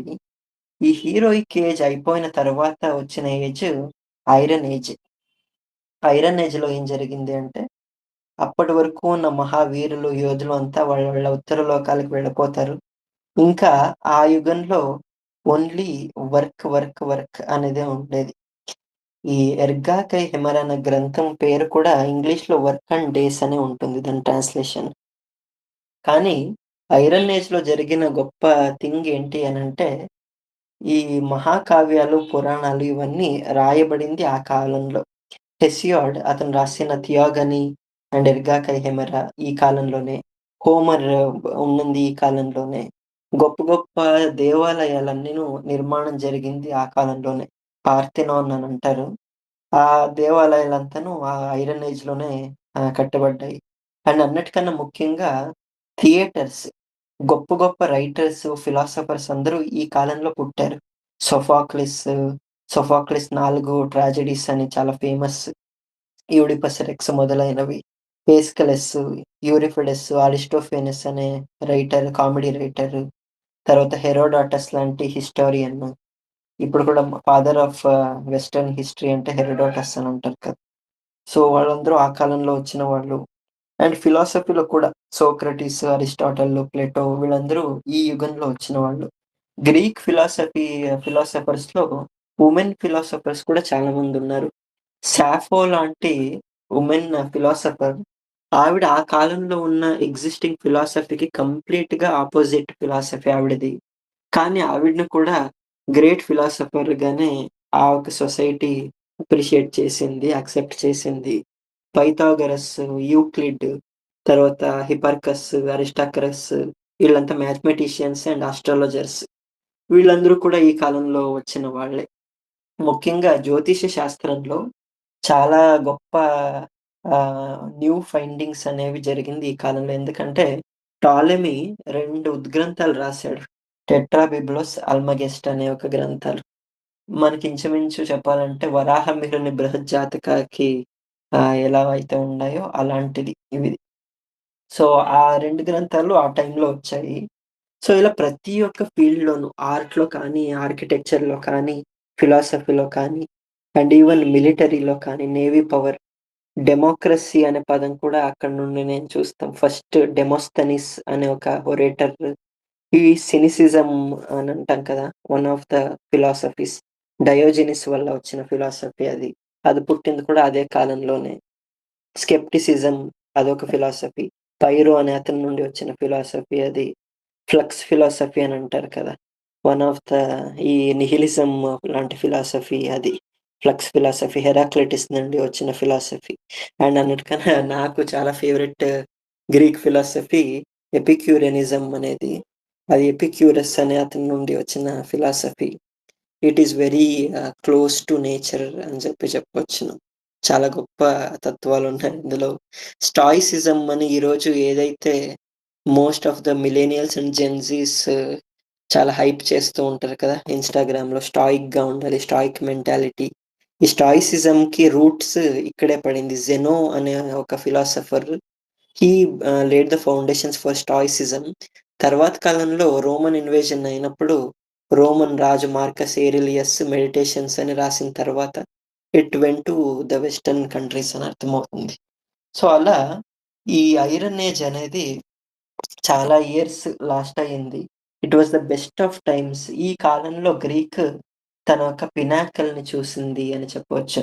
In terms of everything.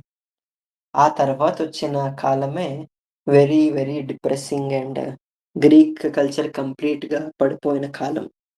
నేనిందాక చెప్పిన 'విల్ డ్యూరెంట్ స్టోరీ ఆఫ్ సివిలైజేషన్‌లో' ఆ సెకండ్ వాల్యూమ్ 'లైఫ్ ఆఫ్ గ్రీస్‌లో' ఫోర్త్ సెక్షన్‌లో ఒక చాప్టర్ ఉంటుంది. 'Decline and fall of Greek freedom' అనేది. ఆ సింగిల్ చాప్టరే దాదాపు ఒక 300 పేజెస్ ఉంటుంది. What are the factors that led to Greek collapse అనేది.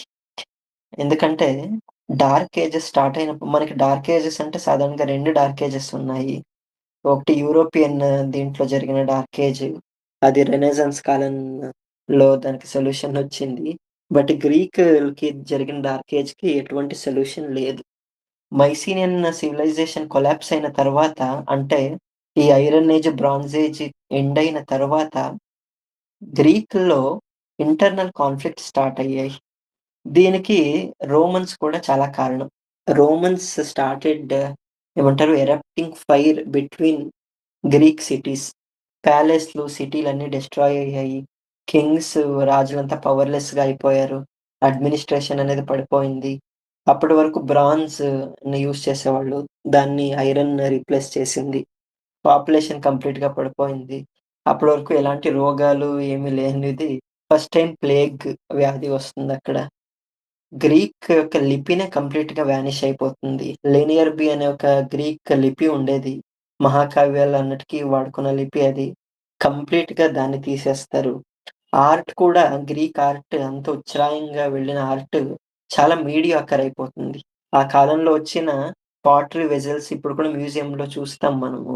దాని డిజైన్స్ చూస్తే వెరీ, వెరీ మీడియాకర్ అని అర్థమవుతుంది. ఈ అన్నిటికి అన్నిటికన్నా పెద్ద వీక్‌నెస్ ఏంటి అంటే గణతంత్ర వ్యవస్థ చేసుకున్నారు. ఒకప్పుడు మన భారతదేశంలో కూడా ఉండేదిది. అంటే ఒక కంప్లీట్ నేషన్‌గా కాకుండా ఒక్కొక్క చిన్న చిన్న సిటీనే దానికంటూ ఒక నేషన్ అన్నట్టు, దానికంటూ ఒక ఏమంటారు రిపబ్లిక్ అన్నట్టు చేసుకున్నారు. ఇలా ఇంటర్నల్ డివిజన్స్ అయినప్పుడు ఎప్పుడైనా కానీ శత్రువులకి చాలా ఈజీ అవుతుంది to attack. Hit them when they are weak అన్నట్టు. అప్పుడు ఇన్వేషన్ స్టార్ట్ అయ్యాయి గ్రీస్ మీద. ఫస్ట్ ఇన్వేషన్ డోరియన్ ఇన్వేషన్ అయ్యింది. దాన్ని కాస్త ఎంతో కొంత ఎదుర్కొన్నారు. ఆ తర్వాత పర్షియన్ ఇన్వేషన్ అయ్యింది. పర్షియన్ ఇన్వేషన్ అయినప్పుడు ఇప్పుడు స్పార్టన్స్ అనే ఒక సిటీ స్టేట్ ఉండేది మినోపోలిస్. అదొక మిలిటరీ సొసైటీ. అంటే క్షాత్రానికి బాగా సంకేతంగా. వాళ్ళు చిన్నతనం నుండినే సోల్జర్స్‌లా ట్రైన్ అప్ అయ్యేవాళ్ళు. స్పార్టన్స్ అనేవాళ్ళు. ఎంతవరకు అనంటే, బిడ్డ ఇంకా కడుపులో పుడుతున్నప్పుడే, ఆ బిడ్డకి చాలా వీరోచితమైన కథలు చెప్పాలి. వీరుడిగా వాడిని పెంచాలి. ఆ బిడ్డ పుట్టిన తర్వాత ఇడా అనే పర్వతం మీదకి తీసుకెళ్ళి, బిడ్డని కిందకి ఇలా ఏస్తే, ఆ బిడ్డ బతికే ఉంటే, వీడు యోధుడవుతాడు అని చెప్పి, ఇలాంటి కథలన్నీ ఉన్నాయి. ఈ స్పార్టన్స్ థర్మోపైల్ అనే ఒక ప్రాంతానికి గార్డియన్స్‌గా ఉండేవాళ్ళు. థర్మోపైల్ అనంటే థర్మో అనంటే హీట్ అని, పైలో అనంటే గేట్ అని అర్థం. మనం థర్మో ఫ్లాస్క్, థర్మోమీటర్ అని అంటాం కదా ఇంగ్లీష్‌లో. ఆ పదం ఇక్కడి నుండినే వచ్చింది. థర్మో అనంటే థర్మల్ హీట్ అనేదానికి గ్రీక్ వర్డ్ అది. ఇక్కడ పర్షియన్ ఇన్వేషన్ జరిగినప్పుడు దాదాపు 2,00,000 పర్షియన్స్ ఇన్వేషన్స్ చేస్తే, అప్పుడు ఉన్న గ్రీక్ పాపులేషన్ 500,000 అయినప్పటికీ, కేవలం 300 మెంబర్ స్పార్టన్స్, ఒక 1000 మెంబర్ గ్రీక్స్ మాత్రమే ఎదుర్కొన్నారు. ఇది ఒక సినిమా కూడా ఉంది కదా! 300 అని చెప్పి. 'జాక్ స్నైడర్‌ది' ఒక సినిమా చాలా ఫేమస్ సినిమా ఉంది. అందులో కూడా ఈ యుద్ధాన్ని చూపిస్తారు. దాన్ని బ్యాటిల్ ఆఫ్ థెర్మోపైల్ అని అంటారు. 300 మెంబర్స్ స్పార్టన్స్ దాదాపు 2,00,000 పర్షియన్‌లని ఎలా ఎదుర్కొన్నారు అని ఒక కథ. బట్ వాస్తవంగా అది యుద్ధం జరిగినప్పుడు స్పార్టన్స్ మొత్తం వాళ్ళెంత ట్రై చేసినా కూడా ఒక పాయింట్ తర్వాత all of them were completely destroyed. ఆ తర్వాత గ్రీక్‌కి ఎంటర్ అయ్యారు పర్షియన్స్. ఆ తర్వాత రకరకాల ఇన్వేషన్స్ జరిగాయి. గెలాటియన్ ఇన్వేషన్ జరిగింది. గెలాటియన్ అంటే కెల్ట్స్ అని అంటాం కదా! వాళ్ళ యొక్క ఇన్వేషన్. వాళ్ళేకంగా డెల్ఫీ టెంపుల్‌ని అటాక్ చేశారు. గ్రీకులకి చాలా పవిత్ర ప్రదేశాలు కొన్నున్నాయి. డెల్ఫీ, ఈ ఒలంపస్, ఈ తర్వాత ఐడా అనే పర్వతం, గిబ్రాల్టర్ అనే ఒక పర్వతం ఇలాంటివి. వాళ్ళు డెల్ఫీలో పెద్ద టెంపుల్ ఉండేది. ఆ డెల్ఫీ టెంపుల్‌నే పవిత్ర భూమినే కొట్టేస్తారు. ఆ తర్వాత ఇంకా final nail in to the coffin అన్నట్టు ఫైనల్ బ్లో అన్నట్టు రోమన్ ఇన్వేషన్ జరుగుతుంది. రోమన్ ఇన్వేషన్ అదొక పొలిటికల్ స్ట్రాటజిక్‌గా జరిగే ఒక ఇన్వేషన్. వాళ్ళలో అప్పటికి ఆల్రెడీ ఉన్న గణతంత్ర వ్యవస్థని ఇంకా కొంచెం సెగ్రిగేట్ చేసి ఇంటర్నల్ వార్స్ క్రియేట్ చేస్తారు. అథిన్స్, స్పార్టా, కోరింత్, థీబిస్, డెల్ఫీ, ఆర్గోస్ ఇవి ఇండివిడ్యువల్ స్టేట్స్‌గా ఫంక్షన్ అయితున్నప్పుడు ఒక్కో స్టేట్ మీద అటాక్ చేయడం స్టార్ట్ చేశారు. దాన్ని పెలోపెనెషియన్ యుద్ధం అని అంటారు. ఫస్ట్ అథెన్స్‌ని అటాక్ చేశారు. ఆ తర్వాత కొన్నేళ్ళకే కోరింథ్‌ని అటాక్ చేశారు. ఎంత జననష్టం జరిగిందో అంతే కల్చరల్ డ్యామేజ్ జరిగింది. ఇది ఇంచుమించు మీకు స్కేల్‌లో అర్థం కావాలి అనంటే మన విజయనగర సామ్రాజ్య పతనం ఎలాంటిదో అలాంటిది. In terms of scale. 6 నెలలు దోచుకున్నారు అని చెప్తాం కదా! ఇది కూడా అలాంటిదే. కోరింథ్ అటాక్ అయిన తర్వాత అక్కడ కోరింథ్ అనేది it was like one of the best Greek city. అక్కడ ఉన్న లైబ్రరీస్ కానీ, టెంపుల్స్ కానీ అన్నిటికి కూడా కల్చరల్ ట్రెజరీ అని చెప్పొచ్చును. All of them were completely looted in that time. అక్కడున్న లైబ్రరీస్‌లో ఉన్న స్క్రిప్చర్స్ కానీ, పాలిబియస్ అనే ఒక హిస్టోరియన్ అదే కాలానికి చెందిన అతను, అతను హిస్టోరియా అనే ఒక గ్రంథం రాసాడు. అందులో 39వ చాప్టర్‌లో ఈ కారింత్ అటాక్ యొక్క డ్యామేజ్ ఎంత భయంకరంగా ఉండేది అని వర్ణిస్తాడు. విల్ డ్యూరెంట్ కూడా ఆ స్టోరీ ఆఫ్ సివిలైజేషన్‌లో ఒక మాట చెప్తాడు. Romans conquered the Greek politically, but the Greeks conquered the Romans culturally అని. అంటే రోమన్స్ గ్రీకుల్ని ఎంత ఆక్రమించుకున్నా కూడా but the real win was గ్రీక్‌లో ఉన్న ఈ ఆర్టిస్ట్రీ, ఈ మైథలాజికల్ స్టోరీస్, వాళ్ళ యొక్క ఆర్ట్ ఫార్మ్స్, మ్యూజిక్, డాన్స్ వీటిని రోమన్స్ చాలా బాగా ఇమిటేట్ అనే దానికన్నా కాపీ చేశారని కూడా చెప్పొచ్చును. ఎందుకంటే ఈ ఇక్కడ నుండి ఉన్న గ్రీక్ కల్చర్ ఇక్కడికి పడిపోతుంది కంప్లీట్‌గా. అక్కడి నుండి రోమన్ కల్చర్‌కి ఒక రకంగా ఇది క్యాటలిస్ట్ లాగా అవుతుంది. రోమన్స్ పేర్లు మార్చుకుంటూ కంప్లీట్‌గా గ్రీక్ మైథాలజీలో ఉన్న అదే ఫెస్టివల్స్, అదే డైటీస్ ఉదాహరణకి ఓవిడ్ అనే ఒక కవి 'మెటమార్ఫోసిస్' అనే ఒక గ్రంథం రాసాడు. ఆ ప్రాచీన గ్రంథం. One of the earliest Roman mythological stories. అది చూస్తే హెసియోడ్ రాసిన 'ఎర్గాకై కెమెరాయి' యొక్క కాపీ అని అర్థమవుతుంది.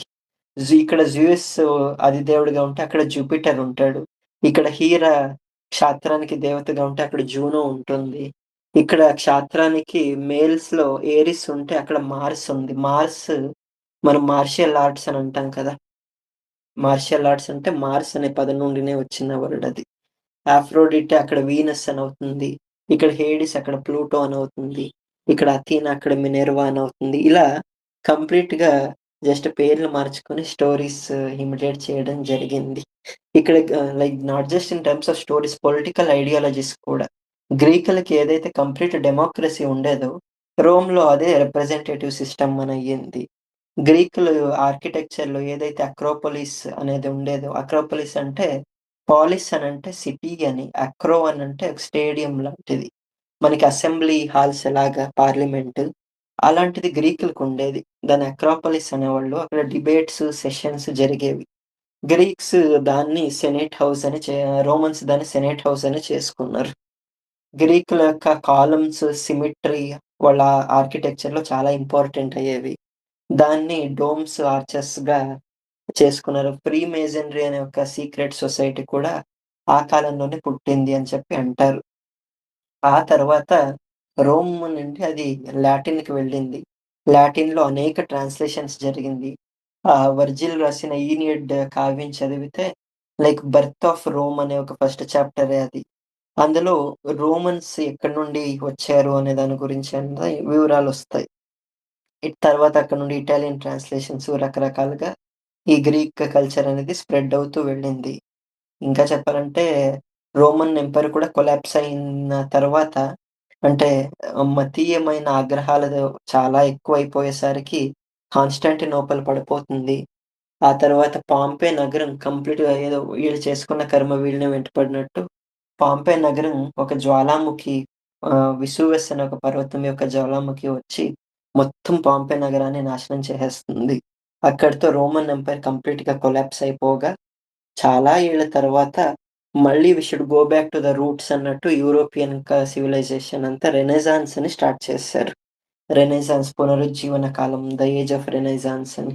అప్పుడు వచ్చిన గొప్ప గొప్ప ఆర్టిస్ట్‌లందరూ మళ్ళీ back to the origins, back to the pavilion అని మళ్ళీ ఆ గ్రీక్ స్టోరీస్, మళ్ళీ ఆ రోమన్ మైథాలజీస్ వాటిని ఇన్‌ఫ్లూయెన్స్‌గా తీసుకొని ఆర్ట్‌ని క్రియేట్ చేయడం స్టార్ట్ చేశారు. అంటే మికెలాంజెలో, లియోనార్డో డా వించి, రఫేల్, డాంటే, మికియావెల్లి వీళ్ళందరూ ఆ కాలంలో వచ్చిన వాళ్ళు. ఇవన్నీ ఎందుకు చెప్తున్నానంటే, మనం ఈ మహాకావ్యాలు అధ్యయనం చేసేటప్పుడు what was the history of Greece throughout అది కూడా తెలుసుకోవాల్సిన అవసరం ఉంటుంది. విల్ డ్యూరెంట్ ఒక మాట అంటాడు. ఫస్ట్ వాల్యూమ్ 'అవర్ ఓరియంటల్ హెరిటేజ్‌లో' civilisations don't die, they only migrate అని అంటాడు. నాగరికతలు నశించిపోవు. అవి ఒక ప్లేస్ నుండి ఇంకో ప్లేస్‌కెళ్తాయి అంతే అని చెప్పి. ఈ మైథాలజికల్ స్టోరీస్ చెప్పకుండా ఇంత గ్రీక్ హిస్టరీ ఎందుకు ఇది ఉపోద్ఘాతంగా చెప్పాల్సి వచ్చింది అనంటే, నేను స్టార్టింగ్‌లో ఒక క్వెషన్ చెప్పాను కదా! Is Greek history or is Greek mythology relevant today అనంటే, హిస్టరీ మనం ఎప్పుడైనా కానీ, ఏదైనా కానీ, మన హిస్టరీ కానీ, ఇతరుల హిస్టరీ కానీ, దేనికి అధ్యయనం చేస్తాము? Why is the study of history necessary at all times? Ambedkar garu ఒక మాట అంటారు కదా! The country that has forgotten its history has no future అని. ద థింగ్ అబౌట్ హిస్టరీ ఏంటి అంటే, ఇట్ కీప్స్ రిపీటింగ్ ఇట్‌సెల్ఫ్. మళ్ళీ, మళ్ళీ అదే థింగ్సే, అదే ప్యాటర్న్సే జరుగుతుంది. ఎందుకంటే, రాగద్వేషాలు, ఈ హ్యూమన్ ఎమోషన్స్ అనేవి ఎప్పటికీ అవే ఉంటాయి.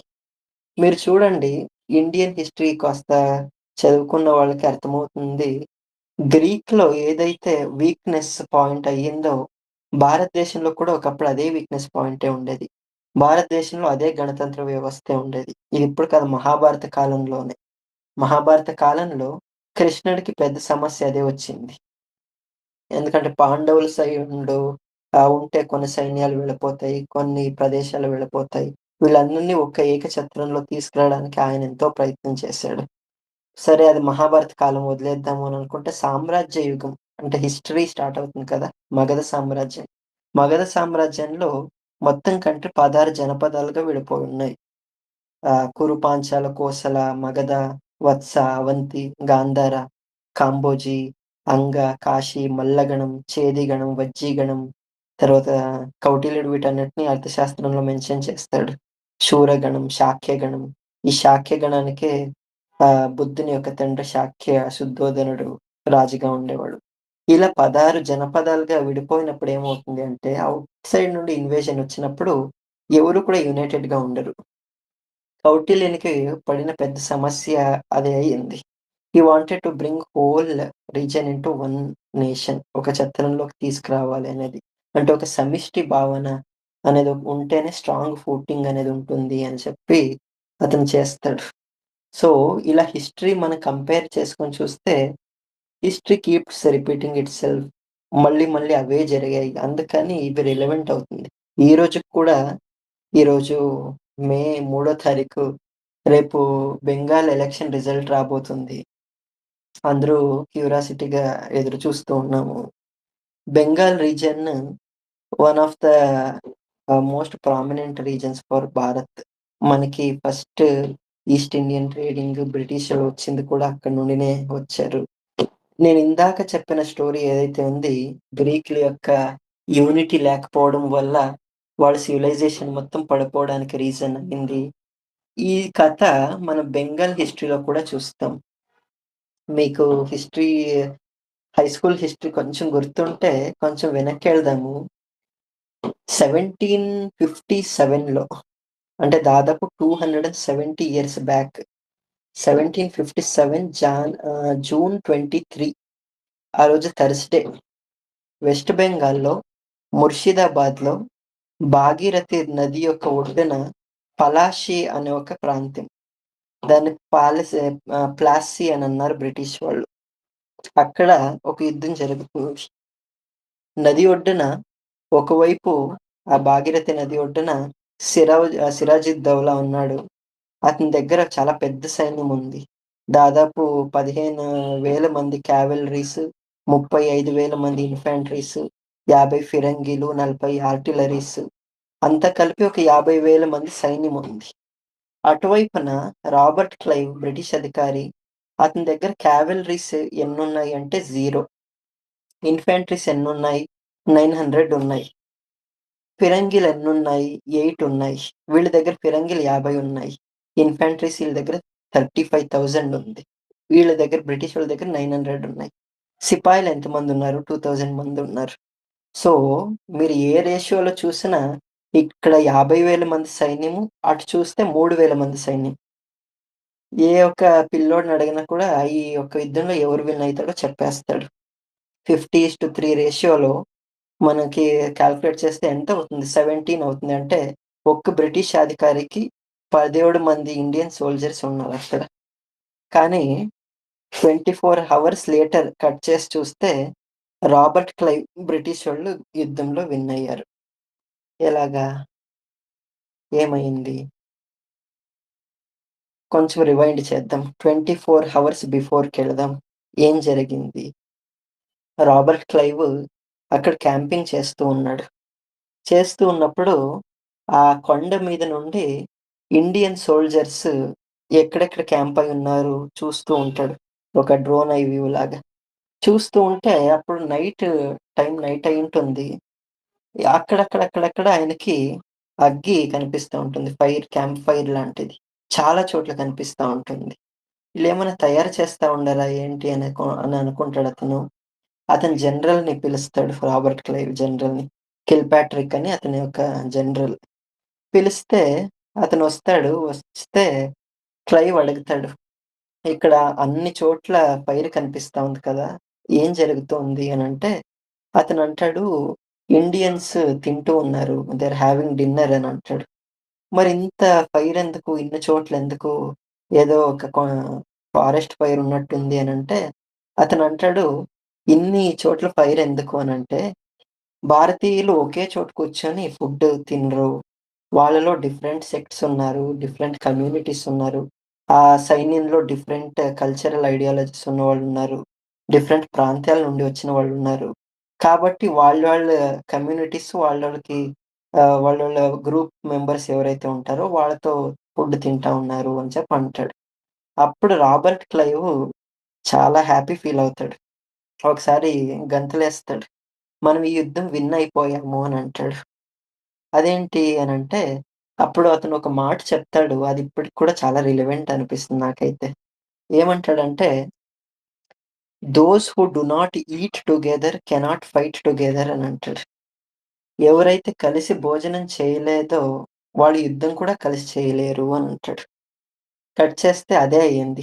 రాత్రికి రాత్రి మీర్ జఫీర్ ఎవరైతే సిరాజుద్దౌలాకి కమాండర్ ఇన్ చీఫ్‌గా ఉన్నాడో, వాడు రాబర్ట్ క్లైవ్‌తో చేతులు కలిపాడు. నెక్స్ట్ డే రోజు యుద్ధం జరుగుతా ఉంటే 25,000 మంది ఇండియన్ సోల్జర్స్ కత్తి పట్టకుండా, గన్ను పేల్చకుండా జస్ట్ రోబోట్‌లా నించొనున్నారు. It became an easy win for British. అక్కడితో బ్రిటిష్ ప్రభుత్వం బ్రిటిష్ యొక్క చేతుల్లోకొచ్చింది. కొలోనియల్ డామినెన్స్ అనేది అక్కడితో స్టార్ట్ అయింది. మీరు చెప్పండి, ఇప్పుడు వనభోజనాలని ఏవైతే చేస్తామో అక్కడికెళ్లి చూస్తే ఆ రోజు రాబర్ట్ క్లైవ్‌కి ఏదైతే ఇమేజ్ కనిపించిందో మనకి ఈ రోజు కూడా అదే కనిపిస్తుంది కదా! Though the country which does not eat together cannot fight together అనేది ఇప్పటికి కూడా రిలవెంట్ అయితుంది. అప్పట్లో ఏన్షియంట్ గ్రీస్ చేసిన తప్పు కూడా అదే. మన వాళ్ళు ఒకప్పుడు చేసిన తప్పు కూడా అదే. ఇలా మనం కంపేర్ చేసుకుంటూ వెళ్తే why history becomes relevant, why mythologies become relevant, why epics become relevant అంటే దే రిఫ్లెక్ట్ టుడేస్ సొసైటీ. మనం ఏం చేస్తున్నామనేది మనకి అది చూపిస్తుంది ఒక మంచి అద్దంలో. అండ్ ఇంతకుముందు ఇలా చేసిన వాళ్ళు ఏమయ్యారు అనేది చూపిస్తుంది. In a very grand spectrum. కాబట్టి మనం ఇంకా నెక్స్ట్ 2, 3 మంత్స్ వరకు ఈ స్పేస్ జరగనుంది. మోస్ట్ ప్రాబబ్లీ ఎవ్రీ వీకెండ్ ఉంటుంది. నేను ఈ మంత్ జరిగే స్పేసెస్ అన్నీ ఎక్కువ గ్రీక్ మైథాలజికల్ స్టోరీస్ కాన్సంట్రేట్ చేస్తాను. ఎందుకంటే ఒకేసారి ఎపిక్స్‌లోకి వెళితే అవి చాలా పెద్ద ఉద్గ్రంథాలు అండ్ ఆ పేర్ల ద్వారా కొంచెం కన్‌ఫ్యూజన్ అయ్యే ప్రమాదం కూడా ఉంది. వేరేస్ మైథాలజికల్ స్టోరీస్ చాలా తక్కువుంటాయి, చిన్నవుంటాయి అండ్ వెరీ పాపులర్‌వి కూడా. అందరికీ తెలిసిన స్టోరీసే కొన్నున్నాయి. కాబట్టి ఇక్కడ క్రియేషన్ మిత్స్ ఈ స్టోరీస్ అన్నీ వస్తాయి. మేబీ నెక్స్ట్ స్పేస్‌లో we will touch on creation stories అవన్నీను.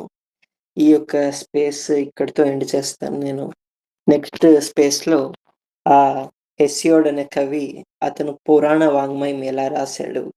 అతనికి ప్రేరణ ఎలా వచ్చింది? మనకి వాల్మీకి రామాయణం రాసేటప్పుడు వాల్మీకి మహర్షికి బ్రహ్మదేవుడే వచ్చి వరాలు ఇవ్వడం ఇలాంటిది చూస్తాం కదా! ఇంచుమించు అలాంటిదే ఇక్కడ కూడా ఒకటి జరుగుతుంది. సో, ఆయన పురాణ గ్రంథాలు ఎలా రాసాడు? ఆ యొక్క పురాణ గ్రంథాల్లో ఉన్న స్టోరీస్ గ్రీక్‌లో 3 జనరేషన్ గాడ్స్ వస్తారు. First generation, second generation, third generation అని. ఎక్కువ చాలా స్వారస్యంగా ఉండే, ఎక్కువ very beautiful and meaningful stories అన్ని థర్డ్ జనరేషన్ గాడ్స్‌లో వస్తుంది. సో, ఆ స్టోరీస్ అన్నీ అండ్ గ్రీకుల యొక్క ఆన్సర్ టు నేచర్ వండర్స్. వాళ్ళకి ఒక స్పైడర్ వెబ్ ఎందుకు కడుతుంది అనే ఒక క్వెషన్‌కి కూడా ఒక మైథాలాజికల్ స్టోరీ. ఎందుకు ఆకాశంలో రెయిన్‌బో ఉంది? దానికొక మైథాలాజికల్ స్టోరీ. సముద్రంలో నురగెందుకొస్తుంది ఫోమ్ అని దానికొక స్టోరీ. ఈ జ్యోతిష్యం చెప్పేవాళ్ళు అంటే ప్రిడిక్షన్స్ కొంతమంది చెప్తారు కదా! వాళ్ళకది ఎలా సాధ్యమవుతుంది? దానికొక స్టోరీ. ఇలా నేచర్‌లో, ప్రకృతిలో, సొసైటీలో కనిపించే ప్రతి దానికి వాళ్ళు చెప్పుకున్న స్టోరీస్ చాలా ఇంట్రెస్టింగ్‌గా ఉన్నాయి. అండ్ వెరీ మీనింగ్‌ఫుల్‌గా ఉన్నాయి. ఉదాహరణకి ఆ హెర్క్యులస్ చేసే 12 సాహసాలు ఆ 12 జంతువుల్ని చంపుతూ చేస్తాడు. ఆ 12 జంతువులు 12 రాశులకి సంకేతం. దాని గురించి వరాహమిహిరుడు బృహత్ సంహితలో కూడా పైలుష అనే ఒక అధ్యాయంలో వర్ణిస్తాడు. మనకి చాలా ఇండియన్ శాస్త్రాస్‌లో గ్రీకుల యొక్క మెన్షన్ ఉంది. వాటి గురించి కూడా ఫ్యూచర్‌లో టచ్ చేద్దాం. గ్రీకుల యొక్క ఆస్ట్రాలజీకి, ఇండియన్ ఆస్ట్రాలజీకి ఉండే సామ్యాలు, వైషమ్యాలు, గ్రీకుల యొక్క అలంకార శాస్త్రానికి, భారతీయ అలంకార శాస్త్రానికి ఉన్న సామ్య, వైషమ్యాలు ఇవన్నీ కథల్లో ద్వారా చెప్పుకుందాం. ఇంతవరకు విన్న ప్రతి ఒక్కరికి ధన్యవాదాలు. మళ్ళీ నెక్స్ట్ వీక్ మీట్ అవుదాం. Thank you for listening.